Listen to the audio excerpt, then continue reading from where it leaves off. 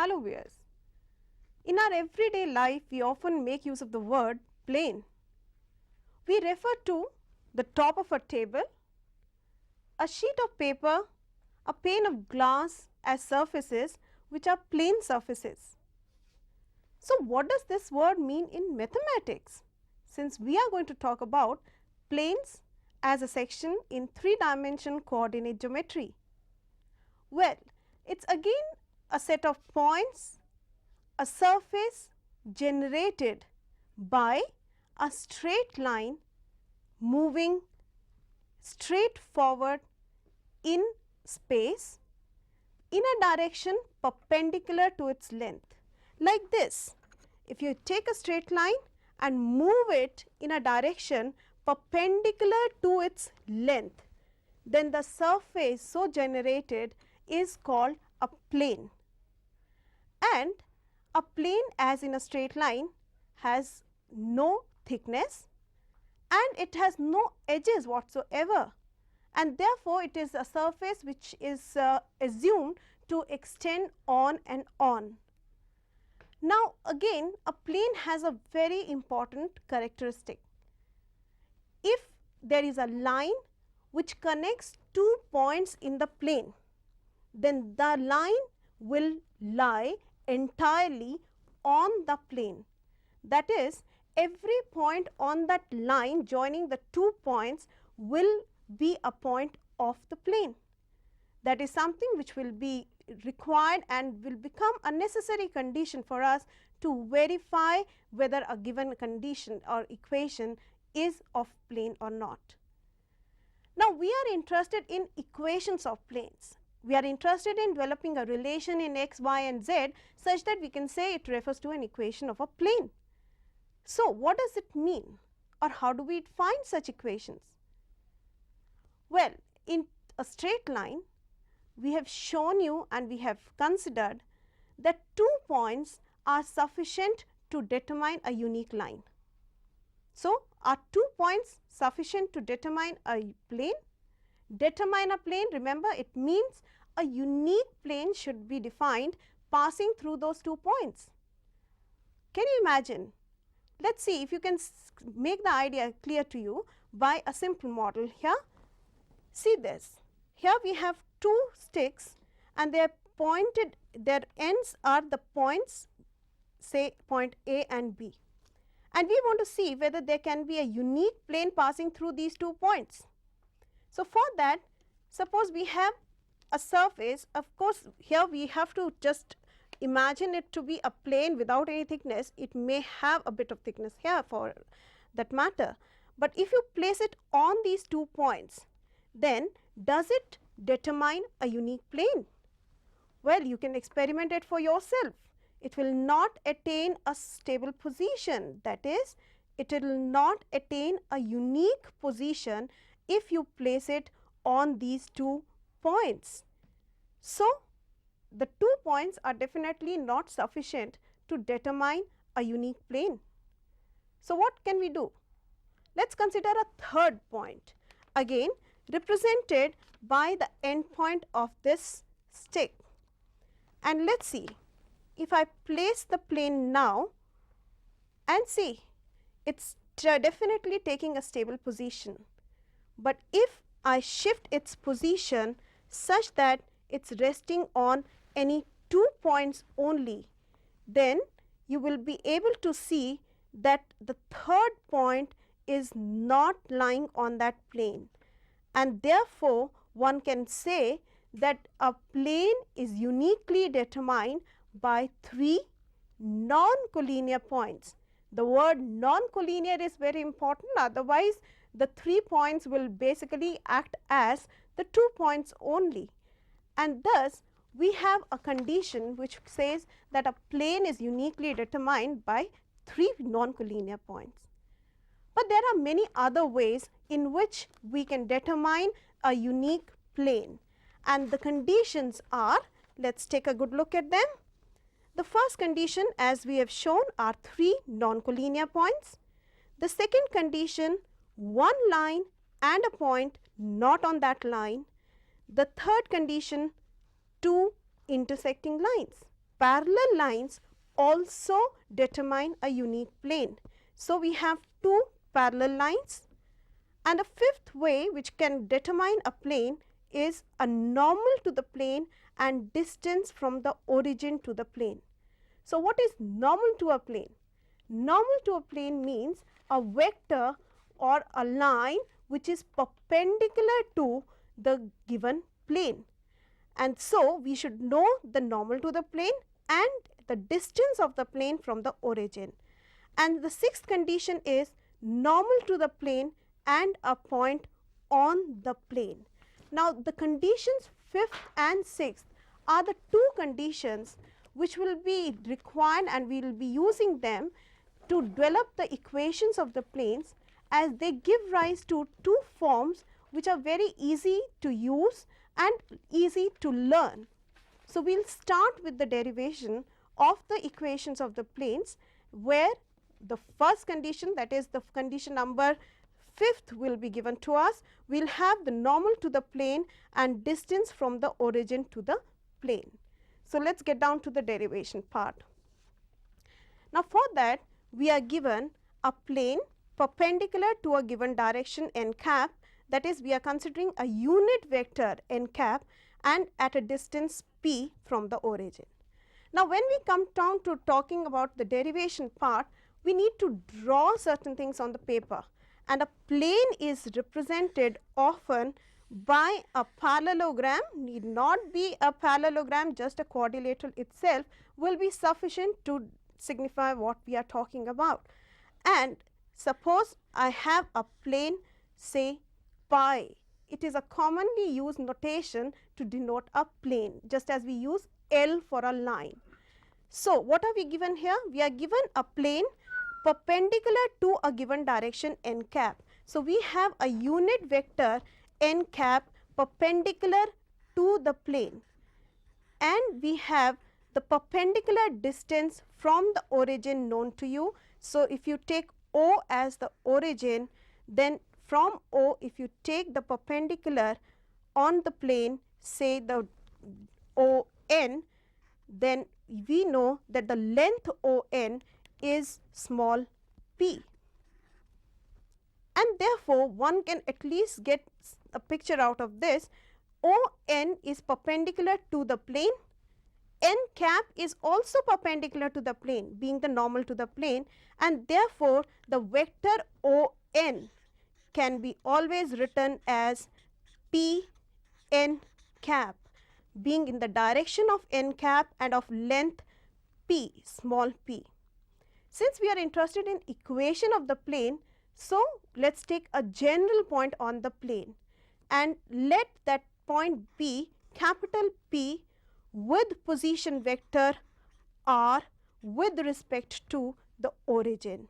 And so, this vector OP is the vector r, and therefore, we have 2 points P and N on the plane, and as said earlier, the line connecting P and N will be a line on the plane, and therefore, I can write the vector NP to be equal to r minus P n cap using position vector of P minus position vector of N, and since this NP is a vector on the plane and n cap is a vector perpendicular to the plane, therefore, you have n cap dot NP equal to 0.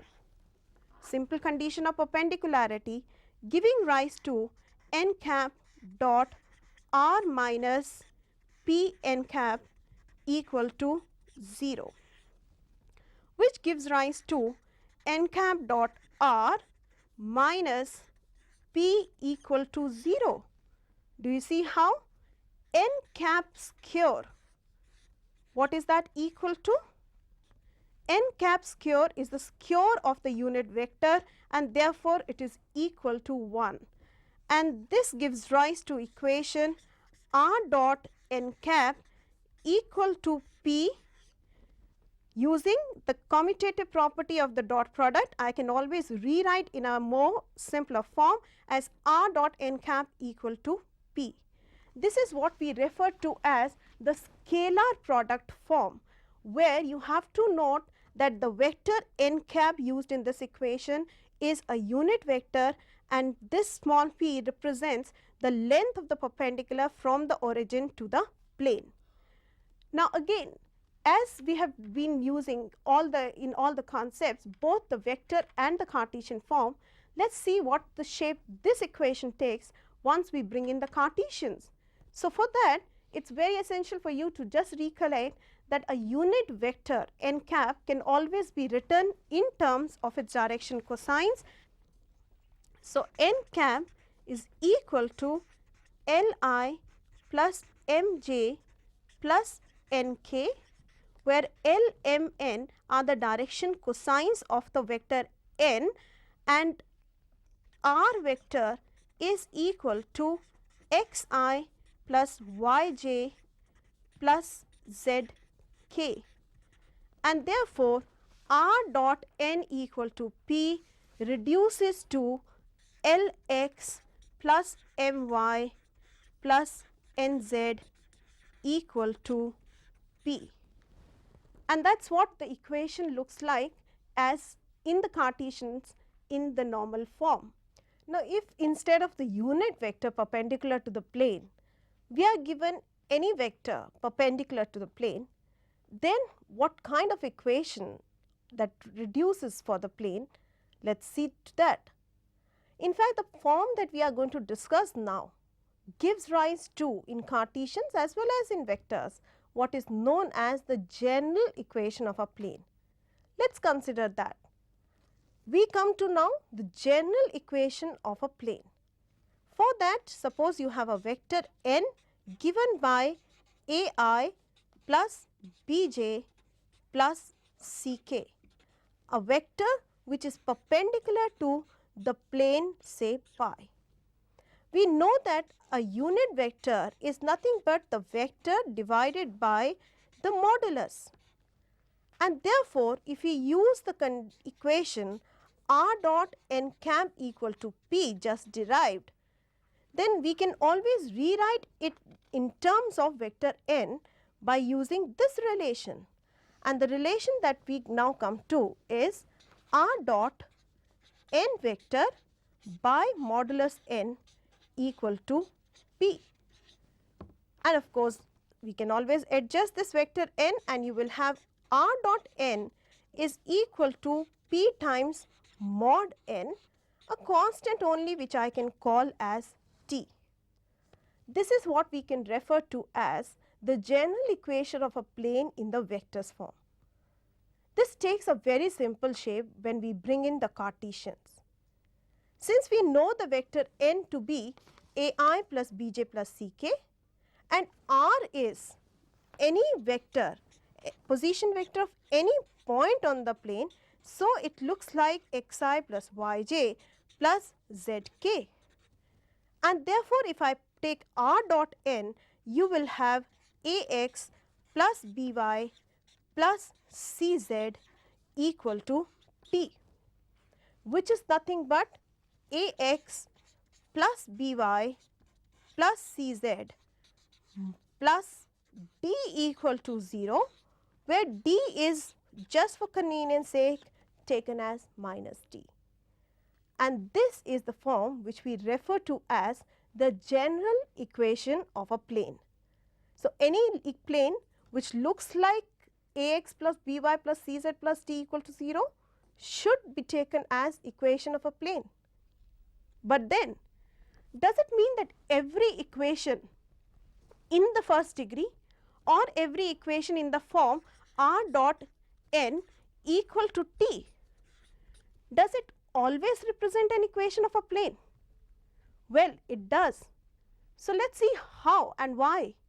And to do that, what we will use is the basic characteristic property that if there are 2 points on the plane, then the line joining those 2 points should lie entirely on the plane. So, let A and B be 2 points with position vectors A and B such that A dot n equals T and B dot n is also equal to T. That means the points A and B satisfies the equation R dot n equal to T. And let us multiply the first equation by lambda and the second equation by mu and take their sum.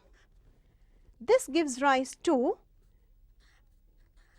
A lambda plus B mu dot n equal to lambda plus mu times T using scalar multiplication of dot product and using this dot product being distributive over the addition.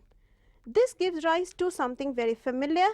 It changes into A lambda plus B mu by lambda plus mu dot n equal to T, and this is nothing but the position vector of a point which divides the join of A and B in the ratio lambda is to mu, isn't it? So, what we have been able to show is that if A and B are 2 points satisfying equation R dot n equal to T, then every point which divides the join of the A and B in the ratio lambda is to mu also satisfies this equation, and thus every point on the line joining A and B lies on the plane, and therefore R dot n equal to T represents equation of a plane, that is every first degree equation in x, y and z is equation of a plane. And now let us consider one example to clear the concept for the normal form. And the question says,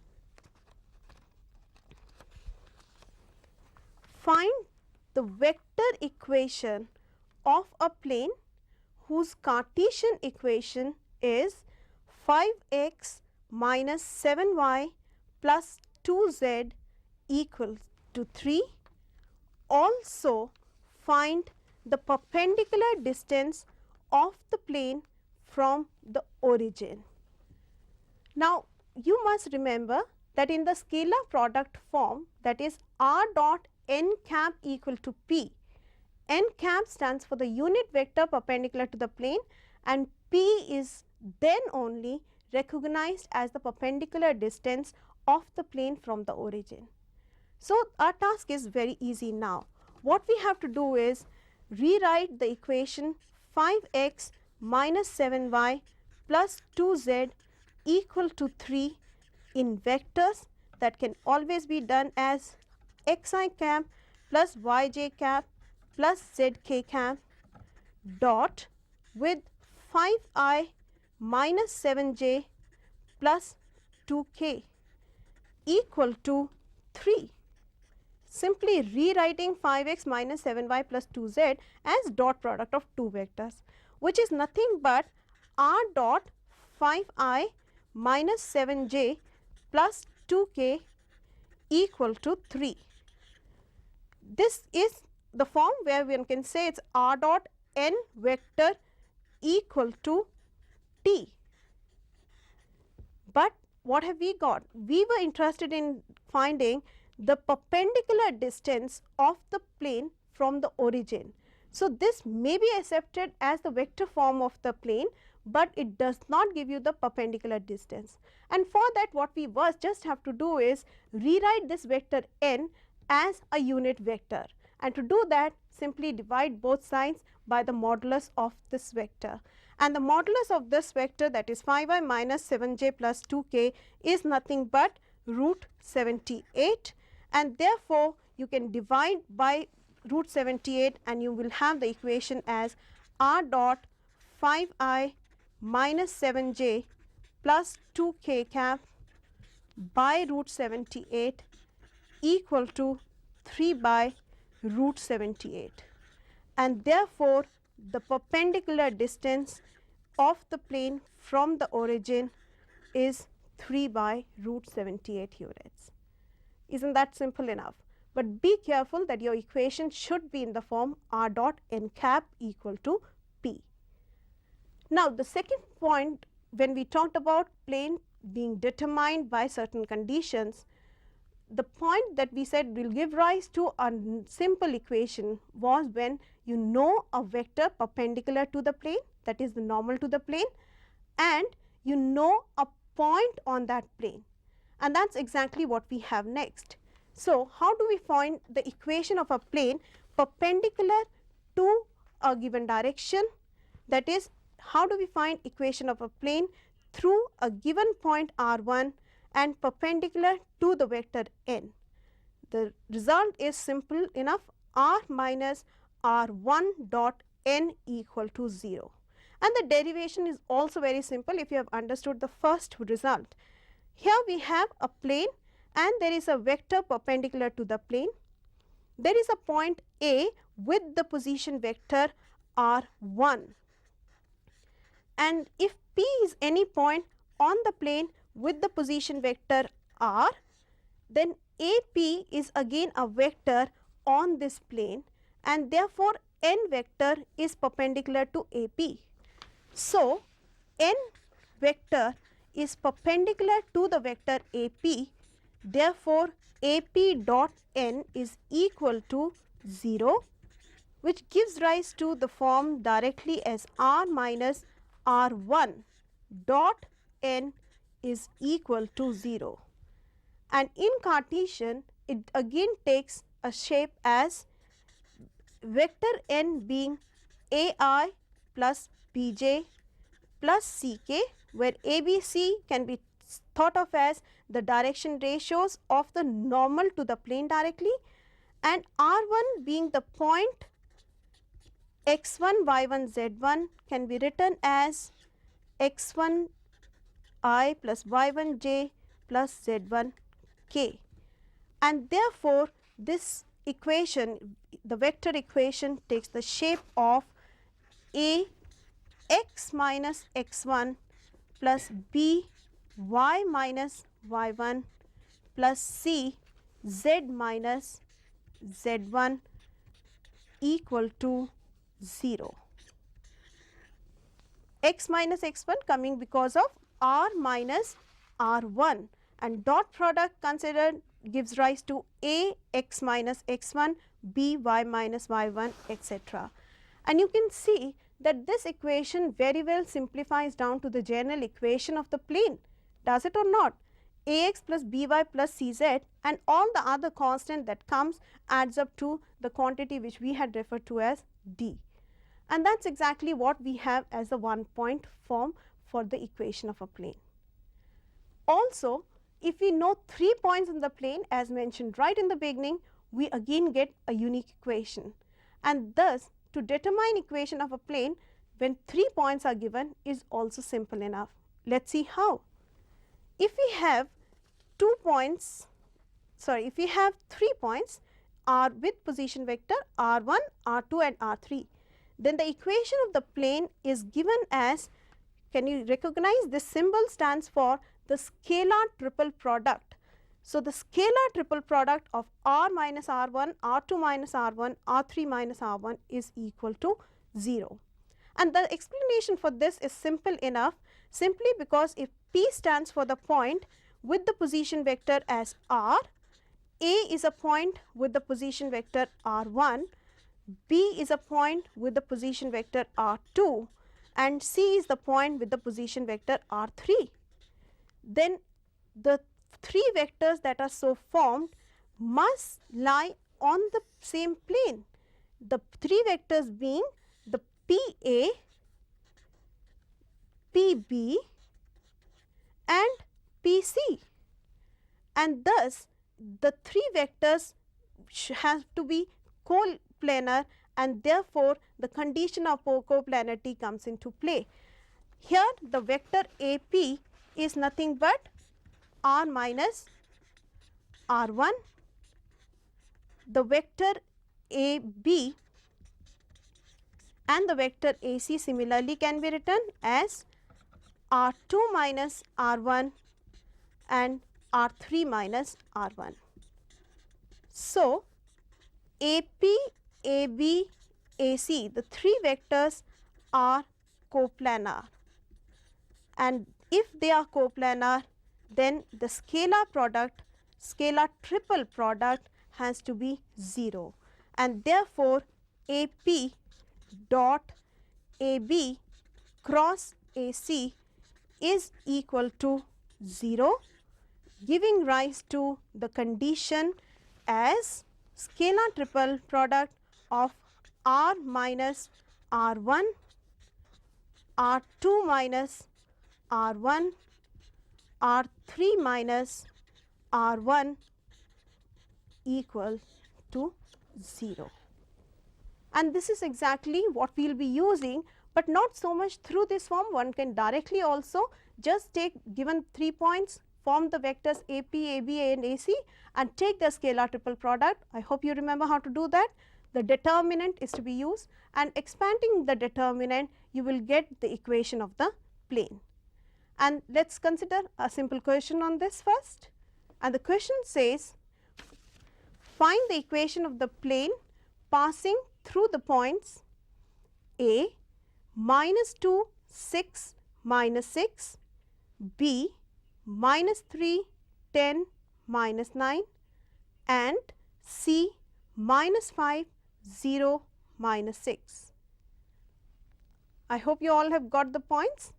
So, let us see what we have. We have a point A with the coordinates minus 2 6 minus 6, B as a point minus 3 10 minus 9, C minus 5 0 minus 6. And if I take point P as x, y, z, now again recognize and notice here that there is a small change in the way the question has been put. You are given the coordinates of the point, but again that should not be any problem. If we say there is a point P with the coordinates x, y, z, then the position vector of point P with respect to the origin or the point of reference will simply be xi plus yj plus zk, and therefore, I can use these set of points to get r minus r1, r2 minus r1, r3 minus r1 without any kind of a problem. And so, the vector AP comes out to be nothing but x plus 2 I plus y minus 6 j plus z plus 6 k. The vector AB will have the components as minus I plus 4j minus 3k, and the vector AC will be minus 3I minus 6j. And thus, using the condition of coplanarity, that is AP dot AB cross AC being equal to 0, you can write the determinant that expresses the scalar triple product as x plus 2, y minus 6, z plus 6 and minus 1, 4, minus 3, minus 3, minus 6, 0 equal to 0.